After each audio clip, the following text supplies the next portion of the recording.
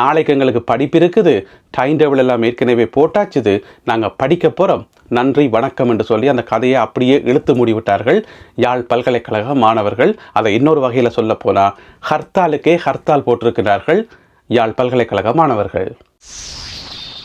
நாளை நடைபெற இருக்கும் கடையடைப்பு போராட்டத்துக்கு ஹர்த்தாலுக்கு தங்களுடைய ஆதரவு கிடையாது என யாழ் பல்கலைக்கழக மாணவர்கள் அறிவித்திருக்கின்றார்கள். இது குறித்து விரிவாக விளக்கமாக இந்த காணொளியில் பார்க்க இருக்கின்றோம். பாதாள உலக குழுக்களையும் போதைப் பொருள் கடத்துகின்ற குழுவினரையும் ஒடுக்குவதற்கு புதிய திட்டங்களை நடைமுறைப்படுத்தப் போவதாக புதிய பொலிஸ் மா அதிபர் பிரியந்த வீரசூரிய அவர்கள் சொல்லியிருக்கின்றார். எனவே இந்த செய்திகள் உட்பட மேலும் ஒரு சில செய்திகள் இன்றைய காணொளியில் காத்திருக்கின்றன.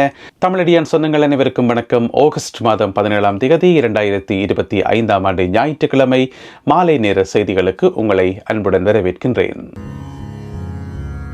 வெள்ளிக்கிழமை நடைபெறுவதாக இருந்த கடையடைப்பு போராட்டம், ஹர்த்தால் போராட்டம் நாளை திங்கட்கிழமை நடைபெறும் என இப்பொழுது அறிவிக்கப்பட்டிருக்கிறது.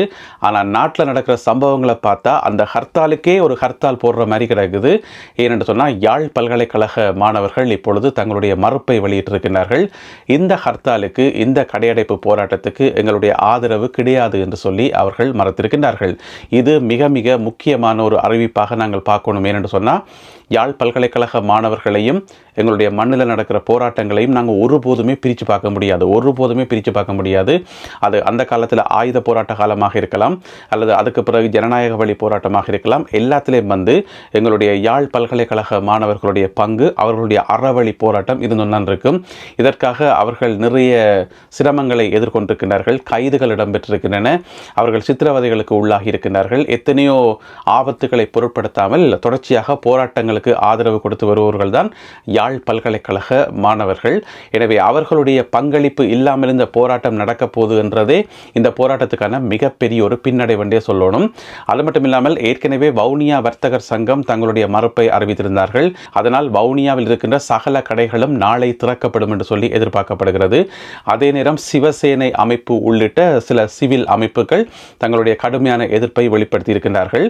இங்க ஆதரவு கொடுக்கிறார்கள் யார் என்று பார்த்தீங்கன்னு சொன்னா, இப்போ ஒவ்வொரு நகர சபை, மாநகர சபை, பிரதேச சபையினுடைய முதல்வர்கள் எல்லோருமே தொடர்ச்சியாக அறிக்கை வெளியிட்டதை பார்க்கக்கூடியதாக இருந்தது.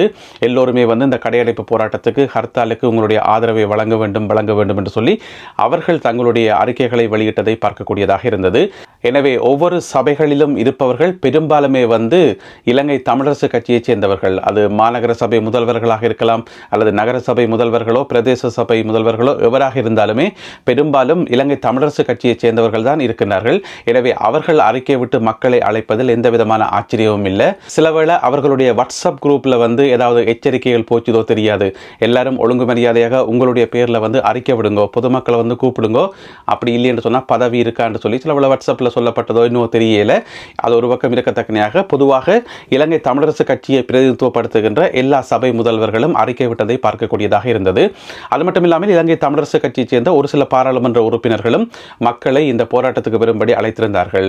ஆனால் நாங்கள் கவனிக்க வேண்டிய முக்கியமான விஷயம் என்னென்று சொன்னால், இலங்கை தமிழரசு கட்சியினுடைய மூத்த பாராளுமன்ற உறுப்பினரும் மிக முக்கியமான உறுப்பினருமாகிய சிவஞானம் ஸ்ரீதரன் அவர்கள், பாராளுமன்ற உறுப்பினர் அவர்கள் இதை பற்றி வாயே துறக்கையில, எந்த ஒரு அறிக்கையும் விடையில, யாரையும் போராட்டத்துக்கு அழைக்கல.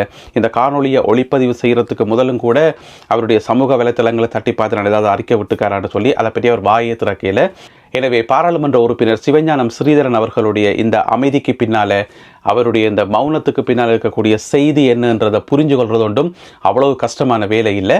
அவர் இந்த போராட்டத்துக்கு ஆதரவு இல்லை. இதுதான் சுருக்கமான விஷயம். இதில் சுற்றி வளைக்கிறதுக்கோ பூசி முழுகிறதுக்கோ எதுவுமே இல்லை. என்ன பிரச்சனை சொன்னால், இது இலங்கை தமிழரசு கட்சியால் விடுக்கப்பட்ட அழைப்பண்டே நாங்கள் சொல்ல முடியாது.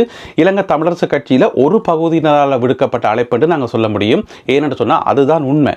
இலங்கை தமிழரசு கட்சிக்குள்ள அந்த தலைமை பீடத்தை கைப்பற்றுறதுக்கு, அல்லது கட்சியே முழுமையாக கைப்பற்றுறதுக்கு, அல்லது தமிழ் மக்கள் மத்தியில் ஒரு பொறுப்பான பதவிக்கு வரணும் என்று துடிக்கிறார்கள் தான் இந்த ஹர்த்தாலை கோல் பண்ணியிருக்கணும் என்றது எல்லாருக்கும் தெரிஞ்ச ஒரு ரகசியம். எனவே இந்த ஹர்த்தால் வெற்றி பெற்றால் அதை வச்சுக்கொண்டு பிரச்சாரம் செய்கிறது. பிறகு இங்கே பாருங்கள், நாங்கள் சொல்லி மக்கள் கடையை பூட்டி விட்டார்கள், மக்கள் போராட்டத்துக்கு வந்திருக்கிறார்கள், எனவே மக்கள் மத்தியில் எங்களுக்கு செல்வாக்கு இருக்குது, நாங்கள்லாம் எல்லாம் என்று சொல்லி அதை வச்சு பிரச்சாரமாக செய்யலாம். ஏன்னு சொன்னால், குறிப்பிட்ட அந்த தரப்பினருக்கு ஆதரவாக ஒரு சில ஊடகங்கள் இருக்குது. அந்த ஊடகங்களில் வர செய்திகளையும் கட்டுரைகளையும் நீங்கள் வாய்ச்சாலே உங்களுக்கு விளங்கும் எதை நோக்கி போகுது என்று சொல்லி. நாளைக்கு ஹர்த்தால் நடந்தால் நாளைக்கு பின்னே நேரமே வந்து ஒரே அமர்க்களமாக இருக்கும். இங்கே பாருங்க, இவர் சொல்லி இன்னார் சொல்லி மக்கள் எல்லோரும் திரண்டு வந்து விட்டார்கள், கடையே பூட்டி விட்டார்கள் என்று சொல்லி அது ஒரு பெரிய பிரச்சாரமாக முன்னெடுக்கப்படும். நாளை முதல் முன்னெடுக்கப்படுகின்ற அந்த பிரச்சாரம் பிறகு அப்படியே மாகாண சபை தேர்தல் அப்படியே போய்கொண்டே இருக்கும். இது எங்கள் எல்லாருக்குமே தெரிஞ்ச ஒரு பரகசியம். அதனால தான் இலங்கை தமிழரசு கட்சிக்குள்ளேயே இருக்கக்கூடிய முக்கியமான சில பாராளுமன்ற உறுப்பினர்கள், ஏனைய தலைவர்கள் இதுக்கு ஆதரவும் தெரிவிக்காமல் எதிர்ப்பும் தெரிவிக்காமல் சிவஞானம் ஸ்ரீதரன் போன்ற மூத்த தலைவர்கள் அமைதியாக இருக்கின்றார்கள். எனவே நாளைக்கு நடக்க இருக்கிற ஹர்த்தாலுக்கு என்ன நடக்க போகுது என்பதை நாங்கள் பொறுத்திருந்து பார்க்கணும்.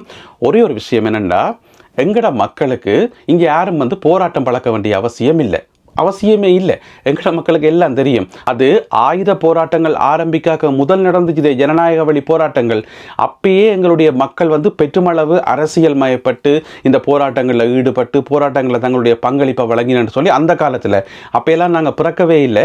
இருந்தாலும் நாங்கள் கேள்விப்பட்ட கதைகளின் அடிப்படையில் ஆயுத போராட்டங்கள் ஆரம்பிக்காக முதல் நடந்த போராட்டங்களிலேயே எங்களுடைய மக்கள் வந்து மிகவும் ஒரு ஆர்வத்தோடு ஈடுபட்டார்கள், தியாகங்கள் செய்தார்கள், தங்களை அர்ப்பணித்தார்கள் என்று சொல்லி. அதுக்கு பிறகு ஆயுத போராட்டங்கள் ஆரம்பித்த காலத்தில் வந்து எங்களுடைய மக்கள் வந்து அந்த நியாயத்தை விளங்கி கொண்ட எங்களுடைய மக்கள் வந்து தங்களுடைய பிள்ளைகளை வீட்டுக்கு ஒருவர் 2 பேர் 3 பேர் என்று சொல்லி அப்படியே தாங்களாகவே ஒவ்வொரு பெற்றோரும் வந்து வழி அனுப்பி வைத்து ஆயுத போராட்டத்துக்கு மிகப்பெரிய பக்கபலமாக இருந்தார்கள்.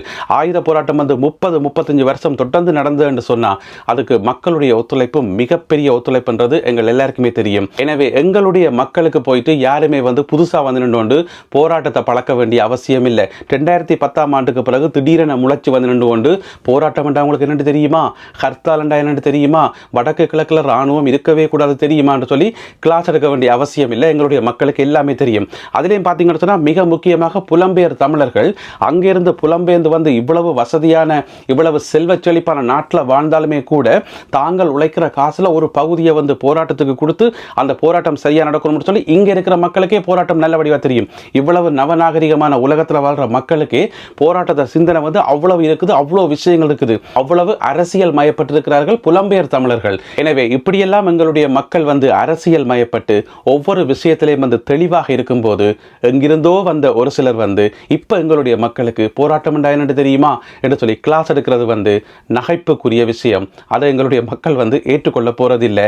அதுக்கு நல்ல உதாரணம் தான் யாழ் பல்கலைக்கழக மாணவர்கள் இந்த போராட்டத்துக்கு தங்களுடைய ஆதரவு இல்லை என அறிவித்திருப்பது.